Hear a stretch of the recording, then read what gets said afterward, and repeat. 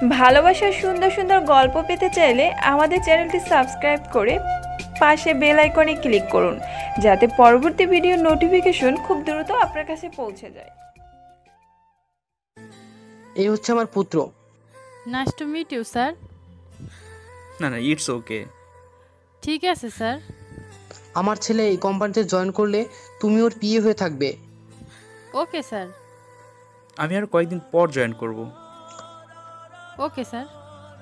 তনু শোনো, আমার পর তুমি আকাশের দেখাশোনা করবে, তবে ও কিন্তু ভীষণ রাগী।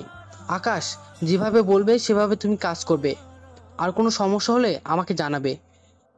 আচ্ছা স্যার, জানাবো। আচ্ছা, আপনার নামটা দিয়ে জানা হলো না। তানু আহমেদ। ও, nice name. Thank you sir. এরপর আব্বু আরও অনেকের সাথে আমার পরিচয় হওয়ার পর আমি আর আব্বু বাসায় চলে আসলাম। আসার সাথে সাথে সাথী এসে হাজির। কিরে ভাইয়া, দুপুরে গেলি আর এখন আসলি? কোথায় গেলি ভাইয়া?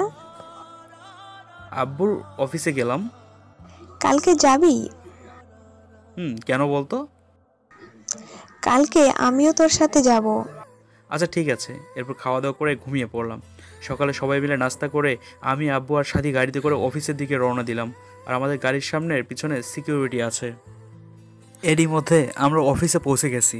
আমি আর সাথী আমার ক্যাবিনে চলে গেলাম। এবার বল, অফিসে এসে তোর কেমন লাগছে? আমি সাথীকে কথাটা জিজ্ঞেস করলাম। সত্যি অনেক ভালো, কিন্তু তুই কি একটা কথা ভুলে গেছিস? কি কথা? আরে ওই দিনের লোকটার কথা ভুলে গেলি? তোকে যে দেখা করতে বলেছে। আরে সত্যিই তো ভুলে গেছি আমি। দাঁড়া, একটা ফোন করি। এই বলে ফোন বের করে ফোন দিলাম। হ্যালো আঙ্কেল, আসসালামু আলাইকুম। কে বলছেন? ওই যে আপনাকে ওই দিন কয়েকটা লোকের হাত থেকে বাঁচিয়েছি। তুমি আকাশ? তা বাবা কেমন আছো? এই তো আঙ্কেল, ভালো। আঙ্কেল, আমি কাল বিকালে আপনার বাড়িতে আসবো। আচ্ছা ঠিক আছে, আমি তোমার অপেক্ষা করব। ঠিক আছে আঙ্কেল, বাই। কিরে, কি বললো? কাল দেখা করলে জানতে পারবো। হয়তো তার মেয়ের সাথে তোর বিয়ে ঠিক করবে। দেখি না কি হয়। এরপর আজকে অফিস করে বাড়িতে চলে আসলাম। রাতে সবাই একসাথে ডিনার করে ঘুমাতে চলে গেলাম। সকালে অফিস চলে গেলাম। ওখান থেকে আঙ্কেলের বাসায় চলে গেলাম। ওখানেও দেখি সিকিউরিটি গার্ড আছে। আমি যেই ঢুকতে যাব তখনই গার্ড আমাকে আটকায়। কাকে চাই? গার্ড দেখিয়ে উনি আমাকে আসতে বলেছে। আচ্ছা, আমাদের সাথে আসো। এরপর আমি গার্ডের সাথে ওনার কাছে গেলাম। কেমন আছো আকাশ? জি আঙ্কেল, ভালো আছি। আপনি? ভালো। তোমাকে যে কারণে ডেকেছি। জি আঙ্কেল, বলেন। তোমার পরিবারে কে কে আছে? আমি আর বাবা মা। এজন্যই কি আমাকে ডেকেছেন? না, আমার আরও কিছু বলার আছে। আচ্ছা আঙ্কেল, বলেন। আমি একজন বিজনেসম্যান, সেজন্য আমার শত্রুর অভাব নেই। এটা তো নতুন কিছু না আঙ্কেল। আঙ্কেল, আপনার মেন নামটাই তো জানা হলো না। আমি শরীফ আহমেদ, আহমেদ গ্রুপ অফ কোম্পানির একমাত্র মালিক। ও, তাহলে তো ভালোই। তা আমি আপনাকে কিভাবে সাহায্য করতে পারি? হ্যাঁ বাবা, তুমি আমাকে সাহায্য করতে পারো, কারণ আমার আর আমার মেয়ের অনেক শত্রু আছে। তা তো ঠিক বলেছেন আঙ্কেল। এখন আমি আপনাকে কিভাবে সাহায্য করতে পারি সেটা একটু বলবেন দয়া করে। তুমি যদি আমার মেয়ের বডিগার্ড হতে তাহলে আমার বড় উপকার হতো। কিন্তু আঙ্কেল। তোমার যত টাকা লাগবে আমি দিব, তবুও তুমি আমায় না করো না। তোমার ডিউটি, আমার মেয়ে যেখানে যেখানে যাবে ওর সাথে সাথে তুমি যাবে। মাসে 3 লক্ষ টাকা করে পাবে। দেখুন আঙ্কেল, আমাকে কয়েকদিন সময় দিন, আমি আপনাকে পরে জানাবো। আমি তোমার জবাবের অপেক্ষায় থাকবো। কিন্তু আঙ্কেল, আপনাদের বাড়িতে তো এমনিতেই অনেক সিকিউরিটি আছে, তাহলে আমাকে রাখার কারণ কি? এদের দ্বারা কিচ্ছু হবে না, প্লিজ তুমি না করো না। আচ্ছা, আমি আজকে আসি, পরে আপনাকে জানাবো। আচ্ছা, সাবধানে থাকো। ওকে আঙ্কেল, খোদা হাফেজ। পরে ওনার বাসা থেকে বেরিয়ে আসলাম। আর কোথাও না গিয়ে বাসায় চলে আসলাম। আসার সাথে সাথে সাথী প্রশ্ন করা শুরু করলো। কিরে, দেখা করলি? হ্যাঁ। কি বললো? ওনার মেয়ের বডিগার্ড হওয়ার জন্য বলতেছে। কি? ওনার সাহস কি করে হয় তোকে এরকম চাকরির অফার করার? তাও বডিগার্ডের। না সমস্যা নেই। তাই বলি শেষমেশ কি না তুই একটা মেয়ের বডিগার্ড হবি? এটাই তো একমাত্র সুযোগ রে পাগলি। কিসের? এতে করে ওনার মেয়ের কাছাকাছি থাকতে পারবো আর ওকে সব বিপদ আপদ থেকে রক্ষা করতে পারবো। কিন্তু মামা মামি কি রাজি হবে? না, ওনাদের কিছু জানতে দেবো না। তাহলে অফিস সামলাবে কি করে? সেই আমি সময় বের করে নিব। এখন কি সত্যি তুই বডিগার্ডের চাকরি করবি? হ্যাঁ, কারণ ওনার মেয়েকে আমি ভালোবেসে ফেলেছি, তাই বডিগার্ডের চাকরি নিয়ে ওনার মেয়ের কাছে সারাক্ষণ থাকা যাবে আর ওকে সব দিক দিয়ে প্রোটেক্ট করা যাবে। আচ্ছা যা করিস সাবধানে করবি। আচ্ছা, রাত অনেক হয়েছে, তুই গিয়ে ঘুমিয়ে পড়। আচ্ছা ভাবির নামটা তো বল। ও শিট, এটা আবার কেমন নাম?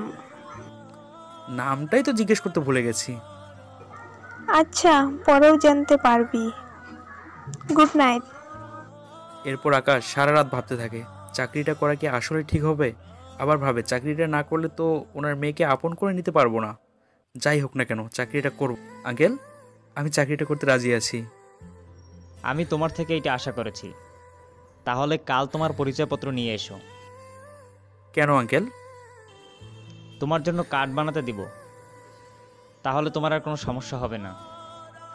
পরিচয়পত্র জমা দিলে তো উনি আমার আসল পরিচয় জেনে যাবে, মনে মনে বললাম। কি ভাবছো? আচ্ছা আঙ্কেল, পরিচয়পত্র না দিলে কি কোনো সমস্যা হবে? তোমার সমস্যা হলে দিতে হবে না। Thank you very much sir. তুমি আমাকে আঙ্কেল বলেই ডাকবে। ও হ্যাঁ, আমার মেয়ের সাথে তোমার পরিচয় করিয়ে দেই। মা এদিকে একটু আয় তো। আমি উপরের দিকে তাকাতেই মনে হচ্ছে কোনো পরি নেমে আসছে আর আমি দু চোখ ভরে তাকে দেখছি।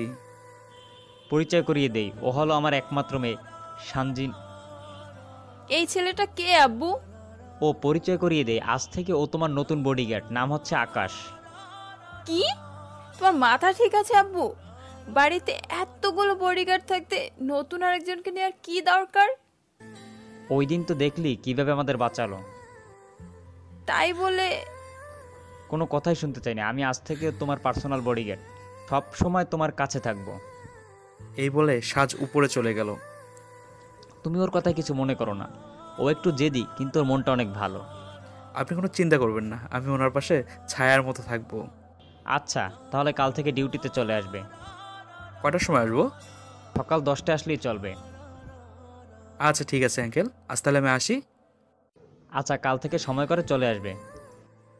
আচ্ছা তাহলে আজ উঠি। দাঁড়াও, এই নাও 50,000 টাকা।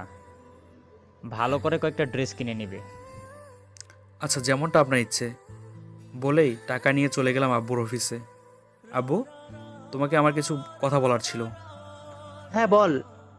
এখানে না, কেবিনে চলো। তাহলে তুমি কেবিনে গিয়ে বসো, আমি 5 মিনিটের মধ্যে আসছি। ওকে আব্বু। বলেই আব্বুর কেবিনে এসে অপেক্ষা করলাম। একটু পর আব্বু আসলো। বলো কি বলবে তুমি? তার আগে বলো, কথাটি শুনে তুমি রাগ করবে না? আগে কথাটা তো বলবে। আব্বু, আমি না একটি মেয়েকে ভালোবেসে ফেলেছি। কিন্তু এটা তো খুশির খবর। আমার কথাটা কিন্তু এখনো শেষ হয়নি আব্বু। আচ্ছা বল। তুমি শরীফ আহমেদকে চিনো? চিনি তো, আমাদের মতনই একজন বিজনেসম্যান। আমাদের কোম্পানির প্রোডাক্ট কিনে মার্কেটে বিক্রি করে। কেন ওনার কথা জিজ্ঞাসা করছো কেন? আমি না ওনার মেয়েকে ভালোবেসে ফেলেছি। এতে সমস্যা কোথায়? আরে বাবা, সমস্যা তো ওখানেই। আচ্ছা এভাবে না বলে পুরোটা খুলে বলো। বলতেছি। এই বলে আকাশ তার বাবাকে সব কিছু বলতে থাকে। হয়েছে, আর বলতে হবে না। তাহলে ওদের এখানে কাজ করবে তাই তো? হ্যাঁ আব্বু। করতে পারো, কিন্তু ওই মেয়ে যেন তোমার যোগ্যতায় ভালোবেসে ঘরে আনতে হবে। ঠিক আছে আব্বু, আমার জন্য দোয়া করবে। বাবা মায়ের দোয়া সন্তানের সবসময় সাথে থাকে। তাহলে এখন আসি আব্বু। এই বলে বাসায় চলে আসলাম। বাসায় এসে ফ্রেশ হয়ে লাঞ্চ করতে গেলাম। ওখানে আম্মু আর সাথীকে আজকের কথাগুলো বললাম। মামা যখন অনুমতি দিয়েছে তাহলে তো আর কোনো কথাই নেই। সাথী তো ঠিক বলেছে। কিন্তু তোমাকে কিন্তু ট্রিট দিতে হবে। আচ্ছা, বিকেলে তোকে শপিং করাতে নিয়ে যাব। ওকে, আমি রেডি হয়ে থাকবো। এখন খাওয়াটা তো অন্তত শেষ কর পাগলি। এই বলে খাওয়া শেষ করে বিকেলে সাদিকে নিয়ে শপিং মল গেলাম। সাদিকে ওর পছন্দ মতো কয়েকটা ড্রেস কিনে দিয়ে ক্যান্টিন থেকে খেয়ে বাসায় চলে আসলাম। এসেই ঘুমিয়ে পড়লাম। সকালে ঘুম থেকে উঠে রেডি হয়ে নাস্তা করে সবার থেকে দোয়া নিয়ে গাড়ি করে বেরিয়ে পড়লাম। গাড়িটা শরীফ আহমেদ এর বাড়ির কাছাকাছি থামিয়ে ড্রাইভারকে দিয়ে গাড়ি পাঠিয়ে দিলাম। আর আমি 2 মিনিট হেঁটে ওনাদের বাড়িতে চলে গেলাম। হ্যাঁ young man, how are you? I am fine. আচ্ছা তুমি নাস্তা করে নাও। না আঙ্কেল, আমি খেয়ে এসেছি। সমস্যা নেই, আসো বসো, নাস্তা করে নাও। কি আর করব, ওনার সাথে বসে নাস্তা করে নিলাম। শোনো, আমার মেয়ে এখন কলেজে যাবে, তুমি ওর সাথে সাথে থাকবে। ওখানে যেন কোনো ছেলে ওকে ডিস্টার্ব না করতে পারে। ওকে, তাই হবে। এই নাও কার্ড, এইটা রাখো, আর 2টা পিস্তল। আঙ্কেল, এই পিস্তলটা দিয়ে আমি কি করব? যাতে করে আমার মেয়েকে কেউ ক্ষতি না করতে পারে। কেউ ক্ষতি করতে আসলে তুমি এই পিস্তল ব্যবহার করে আমার মেয়েকে বাঁচাতে পারো। কিন্তু স্যার, ওরা যদি মরে যায় আর পুলিশ যদি আমাকে নিয়ে যায় ধরে, তখন?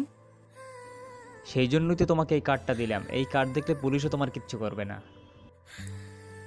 এবার আমি কার্ডটা হাতে নিয়ে দেখি আমার আব্বুর সাইন করা আছে কার্ডটাতে। আর এই কার্ড যার কাছে আছে তাকে পুলিশ গ্রেফতার করতে পারবে না। ওই তো আমার সাথ চলে এসেছে। Good morning. Good morning. নাও, নাস্তা করে তাড়াতাড়ি কলেজে যাও। আচ্ছা আব্বু। এরপর সাজ নাস্তা করে বেরিয়ে পড়লো। আকাশ ও সাজের পিছু পিছু হাঁটতে থাকে। এরপর ওরা দুজনেই গাড়িতে উঠে কলেজের দিকে যেতে থাকে। ড্রাইভার, গাড়ি থামাও। কলেজ তো এখনও অনেক দূরে, আপনি তাহলে গাড়ি থামাতে বললেন কেন? আমি ফুচকা খাবো। এখন কোনো ফুচকা খাওয়া চলবে না। ড্রাইভার, গাড়ি চালু করুন। আমি বলছি ড্রাইভার, গাড়ি থামাও। আর আমি ফুচকা খেয়ে তারপর যাব কলেজে।